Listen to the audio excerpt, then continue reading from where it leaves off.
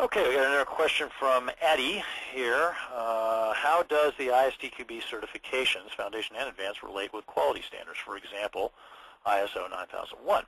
That's a great question, Eddie. Thank you for asking that. The ISTQB program, one way to think of it is that we're collectors, as I said before, collectors of best practices, and some best practices are embedded in standards. So we do reference ISO 9000, actually was specifically 9126, and that's not really 9000, it's 9126, as a source of quality characteristics for software. I believe actually at the experts level in the improving the test processes, there's some mention of ISO 9000,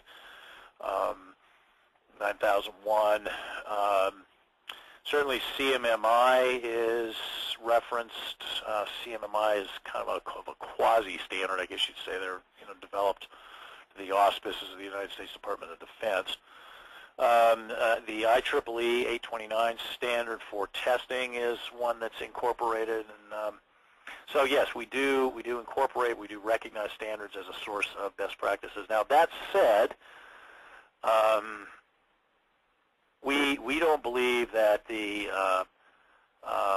standards bodies are necessarily something that we have to follow. So we use them as a source of ideas.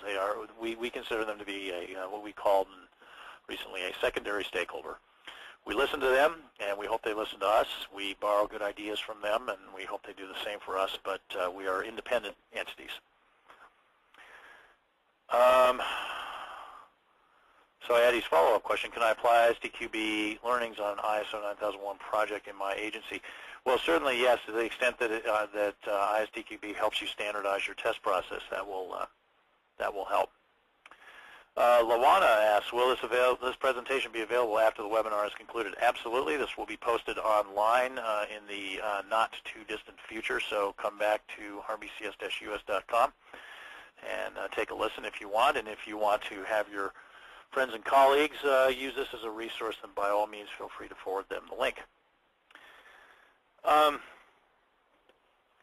Last question here via email. What do you have to say to the naysayers, those who don't like the ISTQB program?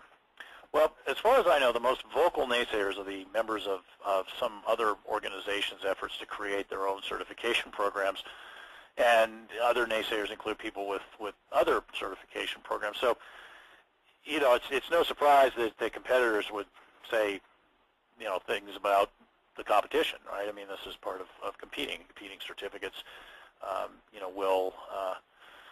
will make statements and try to prove they're better. Of course, I've done that today. Talked about why I thought ISTQB was better, right? And I think, some of the vocality, if you will, and the choice of words of some of the naysayers is a function of the tremendous numbers that I showed you earlier, where it's, we have over 110,000 certificates issued, which just dwarfs any of the competing programs. Compared to QAI, for example, which has been around a lot longer, twice as long as the ISTQB program, we have like 4 times as many certificates issued. So, it's I guess the naysayers are a little taken aback, but we try to take the high road in terms of the debate, and we focus our comments on the quality of our program, and really I think anyone who objectively reads the Foundation and Advanced syllabi and talks to people and organizations that have benefited from the program, and anyone who considers the explosive growth that the program has underwent during the 4 years that I was president, but these are facts, and these facts speak for themselves. So there's not any need for me to engage in a debate. I think with the naysayers, I'll let the facts and our stakeholders and our success carry the message. Okay, so to close this session, let me tell you a little bit more about the resources available through RBCS.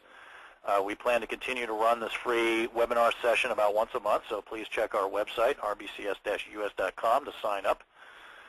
If you would like a special webinar presentation for your company only of this webinar or any other topic related to software testing, please contact us at info@rbcs-us.com or via our website. If you don't already receive our regular free newsletter, you can sign up at www.rbcs-us.com. By signing up, you'll get valuable discounts on consulting and training services, along with a regular newsletter that includes a featured article on software testing and quality and news about what RBCS and its partners are doing lately. And you can follow us on Twitter at twitter.com/RBCS. And we also have a company Facebook RBCS site that you can go take a look at. So that concludes our presentation, the webinar. I would like to thank all of you for joining me today, and I look forward to hearing and seeing you all on future webinars.